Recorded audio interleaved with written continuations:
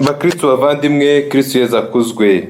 Mbifurije kugira umunsi mwiza, umunsi wo kurushaho guhura n'Imana, guhura na Yezu no kumugaragariza ubuzima bwanyu, ibibazo byanyu n'uburwayi bwanyu kugira ngo abakize. Tugiye gusangira amasomo matagatifu yo kuri uyu munsi. Nyagasani Yezu nabane namwe. Amagambo yo mu Ivanjiri ntagatifu uko yanditswe na Mariko. Muri icyo gihe umubembe azagana Yezu, apfukama imbere ye amwinginga agira ati, ubishatse wankiza.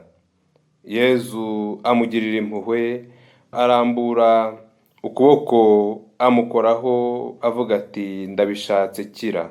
Ako kanya ibibembe bimuvaho, arakira.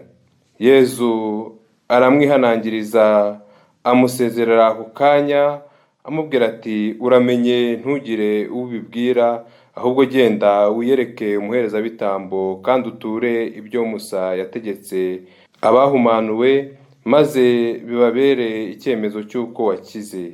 We ariko ngo amare kugenda, atangira gutangaza no gukwiza hose iyo nkuru. Bituma Yezu atagishoboye kwinjira mu mujyi ku mugaragaro, ahubwo yigumira ahantu hadatuwe, akaba ariho abantu bamusanga baturutse impande zose. Iyo ni Ivanjiri ntagatifu. Bakristo bavandimwe, amasomo matagatifu Kiliziya umubyeyi wacu yaduteguriye kuri uyu munsi wa kane aribanda ku bintu bitatu by'ingenzi. Icya mbere ni ukwemera ko Yezu akiza. Icya kabiri ni uguca bugufi tukamwemerera, tukamwereka ibibembe byacu. Icya gatatu ni ukumuhamya no kuvuga ibyiza yadukoreye.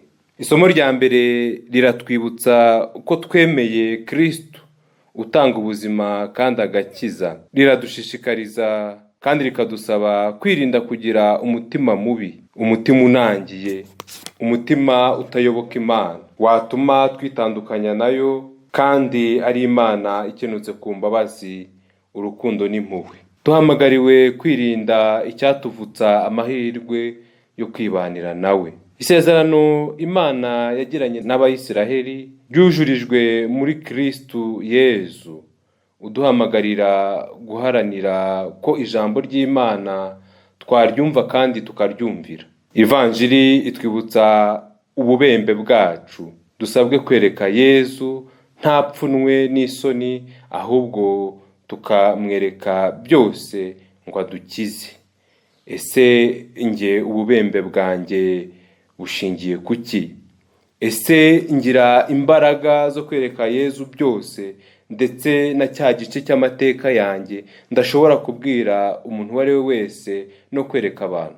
Natwe dufite ububembe, bwa bubembe bw'umubiri cyangwa se ubw'umutima. Hari ibice byinshi cyangwa bimwe na bimwe by'umubiri wacu tutaba twifuza ko abandi bareba, tutaba twifuza ko abandi bamenya, twumva biduteye ipfunwe. Hari igihe umuntu ashobora kugira ikibazo cy'uko nta maso meza afite, ugasanga ibice byose by'umubiri abigaruye ku icyo gice kimwe, ugasanga abayeho atanyuzwe, ugasanga abayeho mu rubanza n'Imana, Imana ntiyandemye neza, Imana ntiyampaye ibi ngibi, ugasanga bimuteye guhora iteka afite ipfunwe ryo kugaragaza no kwishimira uwo ari we.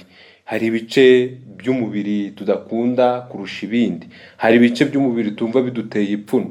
Ugasanga umuntu afite ikibazo cy'uko ngo afite amaguru mabi, ugasanga umuntu afite ikibazo cy'uko afite amabere manini cyangwa undi afite amabere mato, ugasanga umuntu afite ikibazo cy'uko ari muremure cyangwa ugasanga afite ikibazo cy'uko ari mugufi, ugasanga umuntu afite ikibazo cy'uko we Imana yamuremye ari mutoya, ari mugufi, ugasanga bitumye atigiramo icyizere cyangwa ngo yumve ko yishimiye uwo ari we. Kandi Imana yiba imuhaye n'ubwo burenganzira bwo kwirema uko yifuza, n'ejo yakihindura kuko yasanga ari undi mwiza kumuruta.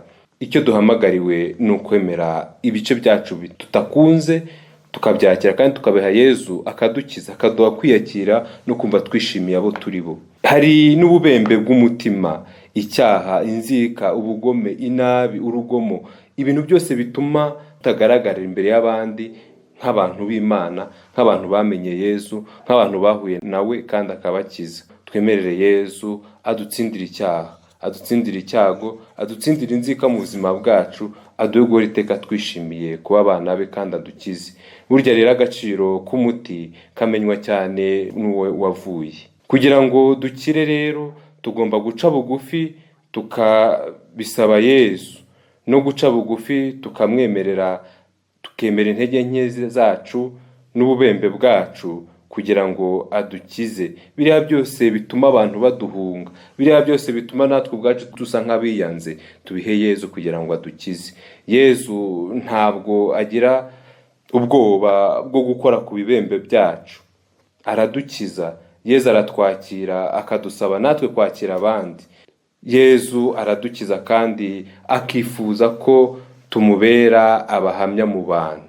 Aradukiza kandi arashaka kudukiza. N'ibyo ataradukiza si uko byamunaniye, ahubwo ni uko isaha ye itaragera. Tumwemerere rero ahindure ubuzima bwacu, tumwemerere turebere ibikomere byacu mu bikomere bye bitagatifu, bityo ubuzima bwacu bwigiremo icyanga, kandi duhore iteka duharanira gusingiza no guhamya Yesu, kwamamaza hose ibyiza byose yatugiriye, bityo turusheho kumubera abahamya bamukunda kandi bamukundira akabakiza. Nyagasani Yesu nabane namwe, ushobora byose nabaho umugisha, Imana Data na Mwana na Roho Mutagatifu.